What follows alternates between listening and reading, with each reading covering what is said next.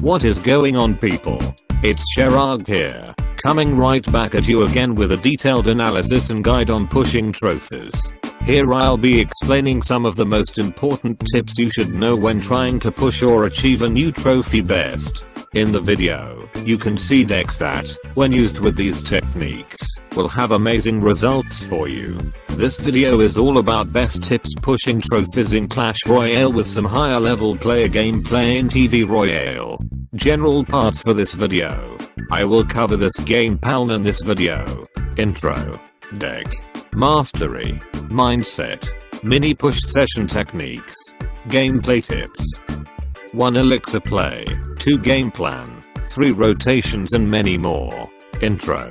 So, we've all had those moments when we just go completely ballistic at this game. I'm really hoping this guide can push you through these times.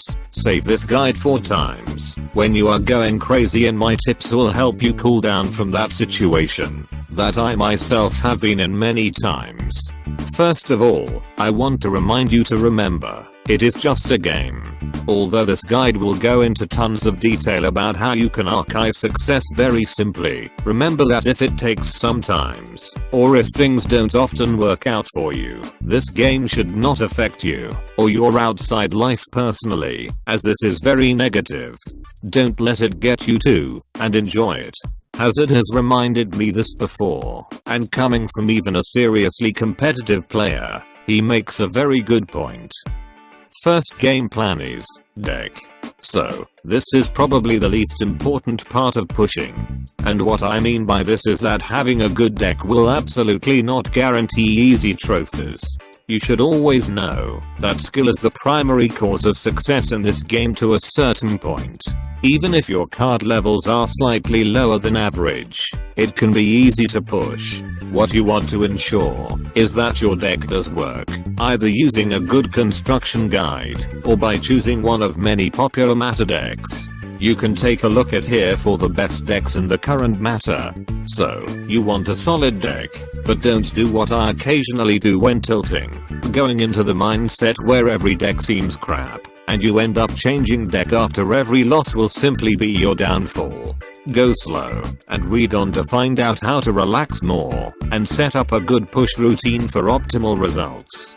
Second game plan. Mastery theory.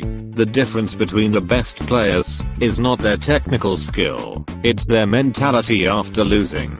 So, this is one of the most important sections of the guide, that I myself am basically a professor and not trying to brag here. It's just that I have spent ridiculous amounts of time reading and writing about game mechanics, and mastering my own decks to their maximum capabilities. Although I'm not in proper top 200 competitive player, I 100% honestly believe this is based heavily on my levels. I'm running a Royal Giant Lightning Cycle deck. Now, let's talk about deck mastery, my most important guide topic to pushing. Deck mastery is a pretty basic technique to understand. There are several stages of learning a deck, and with Royal Giant and Lightning I've come close to completing mastery.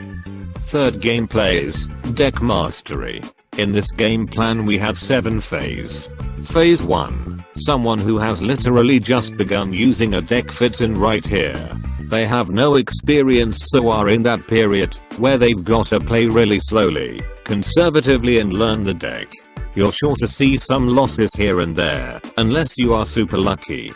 Phase 2. Now guys, this stage is early on, but still takes dedication to reach.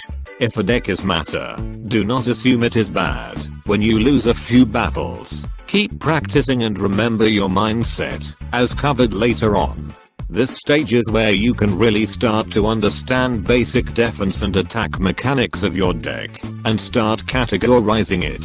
Phase 3. The second stage of strategy understanding. Here you will continue to develop knowledge of your deck. This can include some basic push setups, how to morph from control or defense into a counter push, and when exactly you should play certain cards. By now you should also know a good starting hand, and what cards you should begin a game with. Phase 4. You are nearing deck mastery now, which is all the basic understanding of a deck and its key features. This is when players should have a plan of how to deal with certain archetypes. A good way to do this is to decide how many crowns to aim for. For example, sometimes I even aim for just a draw to continue slowly gaining trophies overall. Should I be matched against a heavy or over-leveled beatdown deck? Phase 5. We can soon give examples of players. The 5th stage is when you feel very comfortable playing your deck, and the win rate, unless you hit some really unfair matchups as I often do, should be around 65-70%, allowing consistent trophy gains. Now you should not feel too panicky when you have to deal with large pushes, and can quickly strategize and make decisions during pressurized situations. Phase 6. Near the final part of deck mastery, where you can use your deck in various formats, and might even have modified versions, like me, to use in challenges and tournaments. This is where you could write a huge guide on the deck, and understand almost every mechanic. However, through this stage and the next you will never stop learning tips and tricks, which sets top players apart. A player who has never switched deck from Arena 1 until Arena 11 can defeat much stronger players due to the time they have spent picking up tiny little strategic moves they are able to make.